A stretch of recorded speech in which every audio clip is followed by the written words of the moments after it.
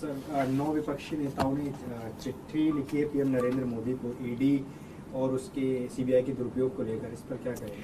देखिए, इस वक्त देश प्रधानमंत्री जी की जो कार्यशैली है वो ये हो गई है कि देश के अंदर किसी भी राज्य में अगर विपक्ष की बीजेपी के अलावा किसी सरकार होगी तो उस सरकार को काम नहीं करने देंगे। ये बहुत ज्यादा खतरनाक है। प्रधानमंत्री किसी भी देश के एक फादर फिगर की तरह होते हैं। चुनाव में हम आपस में लड़ें, लेकिन चुनाव होने के बाद एक बार अगर कहीं कोई सरकार बन जाए तो उस सरकार को पूरी तरह से सपोर्ट देने की जिम्मेदारी और उसके साथ खड़े होने की, उसको अच्छा काम करने में मदद करने की जिम्मेदारी प्रधानमंत्री जी की होती है।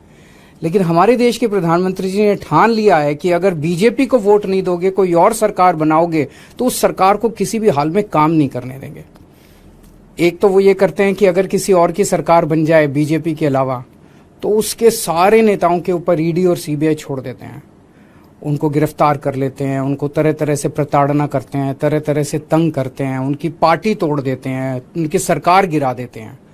पूरे देश में कई जगह ये देखने को मिला, गोवा में देखने को मिला, महाराष्ट्र में देखने को मिला, कर्नाटक में देखने को मिला। एक के बाद एक राज्य के अंदर जहां नॉन बीजेपी गवर्नमेंट बनती है वहां पे ईडी और सीबीआई को छोड़ के और उनको गिरा दिया जाता है। ईडी और सीबीआई को छोड़ते हैं, नेताओं को डराते हैं। अगर नेता बीजेपी में आ जाए तो सारे मामले बंद हो जाते हैं। हेमंत बिश्व शर्मा, जो इनके ऊपर पहले सीबीआई और ईडी के इतने मामले थे, शारदा कांड था शायद उनका, उसके अंदर वो फंसे और जैसे ही वो बीजेपी में आ गए सारे मामले खत्म। तो या तो वो पहले निर्दोष थे और या दोषी तो थे लेकिन बीजेपी में आ गए तो सारे मामले खत्म। उसी तरह से शुभेंदु अधिकारी का मामला आता है, मुकुल रॉय का मामला आता है, नारायण राणे का मामला आता है। अभी उद्धव ठाकरे जी की पार्टी से जब इतने सारे एमएलए तोड़े गए तो कहा जाता है कि उनमें कईयों में सीबीआई और ईडी के मुकदमे चल रहे थे जिनको ठंडे बस्ते में डाल दिया गया। तो सीबीआई और ईडी का इस्तेमाल भ्रष्टाचार के खिलाफ के लिए नहीं कर रहे, सीबीआई और ईडी का इस्तेमाल कर रहे हैं चुनी हुई सरकारों को गिराने के लिए और दूसरी विपक्षी पार्टियों को तोड़ने के लिए।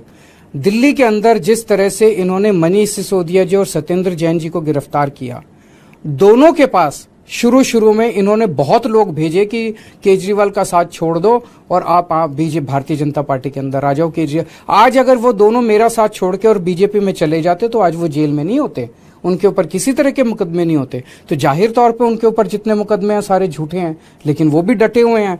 तो ईडी और सीबीआई का इस्तेमाल केवल और केवल विपक्ष को तोड़ने के लिए और बीजेपी की जबरदस्ती सरकार बनाने के लिए किया जा रहा है।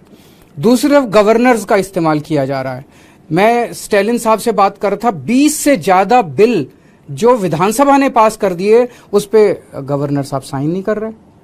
केसीआर साहब ने अभी कल सुप्रीम कोर्ट में केस किया है कि हमारे बहुत सारे बिल गवर्नर लेके बैठे हैं, उस पे साइन नहीं कर रहे।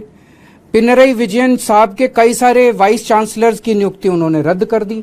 ऐसे चुनी हुई सरकारें कैसे? ममता दीदी परेशान है, नीतीश कुमार जी से मैं बात कर रहा था, वो परेशान है। दिल्ली के लेफ्टिनेंट गवर्नर समझते हैं कि सुप्रीम कोर्ट और संविधान को वो मानते ही नहीं है, वो खुलेआम कहते घूम रहे हैं कि मैं सुप्रीम कोर्ट और संविधान। ऐसे देश कैसे चलेगा? तो अगर देश का प्रधानमंत्री नॉन बीजेपी सरकारों को काम नहीं करने देगा और अवरोध रोज पैदा करेंगे देश के प्रधानमंत्री, तो इस तरह से तो देश के लिए बहुत खतरनाक स्थिति है।